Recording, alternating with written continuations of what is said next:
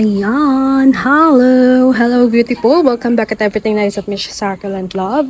At naitanim ko na yung mga variegated dito. I just used the ipa lang yung meron dito at saka garden soil kasi yung ginagamit ko na lupa ginamit sa manok. So ang ginagamit din dito yung ipa kasi bumabaho nga yung tae nila pag umuulan. So umaamoy. So yan muna yung ginamit ko. Actually ito siya. Ayan, ipa na may garden soil, tas yung oiled soil minix ko lang siya.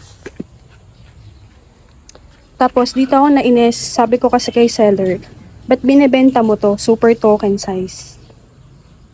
Ang liit-liit ka ako nito, hindi naman mabubuhay to sa lowland, malulusaw ka ako to, sabi ko sa kanya. Ba't binebenta mo to ka ako? Liit-liit pa nito, oh. Tingnan na may itsura. 'Di ba? Tapos sabi ni seller, itong mga lemon rose, malalaki, pero hindi naman. Kung paghihiwalayin mo kasi yan, ano lang yan, regular size lang yan. So, ewan ko sa kanya, tas puro kagat ng insekto. Tingnan nyo naman. That's unhealthy succulent actually. So, ayun. So, pasensya na kayo dun sa aking vlog ng A Box of Not Happiness. Nawala yung audio, na-copyright kasi.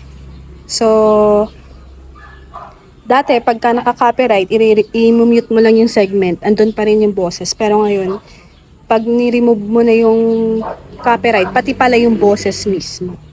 So, ayun, wala tuloy yung boses. Pero kitang-kita doon yung pagka-dismaya ko, 'di ba? So, yan lang yung ginawa ko today. Pinagsama ko na lang dito sa isang pot. And eto, tinago ko siya dito kay curly, sino na nga to, parang dugong. Ayan, kasi kapag to naarawan, nasusunog po iyan. 'Di ba? Pangit. Pangit ng success, unhealthy. Tingnan nyo, oh, 'di ba? Nakakainis. So, sorry, prangka lang ako. So, kung ano yung totoo, yun talaga yung sinasabi ko. Hindi po ako, hindi po ako pabebe talaga sa totoong buhay. Pag sinabi ko talagang chararat, itong lemon rose, tingnan nyo naman kasi.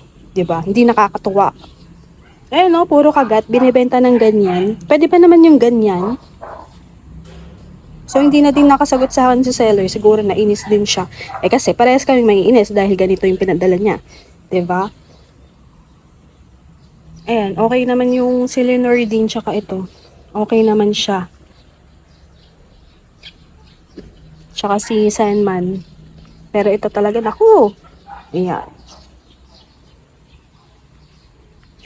So, that's all. Thank you for watching. Yun lang, pinakita ko lang. Tapos yung the rest, itatanim ko na. Pagsasamahin ko na lang sila sa ibang pot. So, pakita ko na lang yung outcome pagka nakayari na ako. Ayan. So, natanim ko na dito. Yung mga lola ko, pinagsama-sama ko na sila dyan. Ito pala si Palmeri. Si Dum Palmeri daw yung name niya. Ito, yung Rubidona natin. Ayan, tingnan niyo ang pangat ng atsura. So, lalagyan ko na lang to ng lava rock as toppings. Tapos, nilagyan ko to ng perlite, ng Starkel G kasi may mga insects. Ayan. Tapos, ito yung heartstring natin na very dry. Just guess, ayan. So, ito, tubig ulan na naipon lang dito sa may baso. So, nilublog ko na yan. Yung mga bulb ng heartstring, pwede nyo ilubog yan sa tubig na ganyan. In time, gaganda yan. So, kahit maghapon siya dyan, carry lang.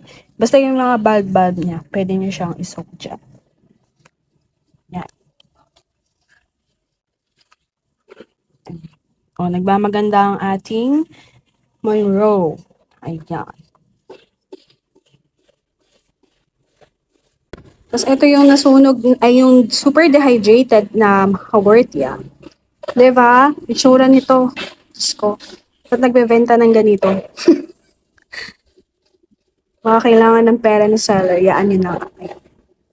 So, diniligan ko na agad. So, pagkadilig ko, niliguan ko na to kasi kawawa yung itsura. Super dehydrated. So, ayan. Naglagay na ako ng toppings na masato. Ayan siya.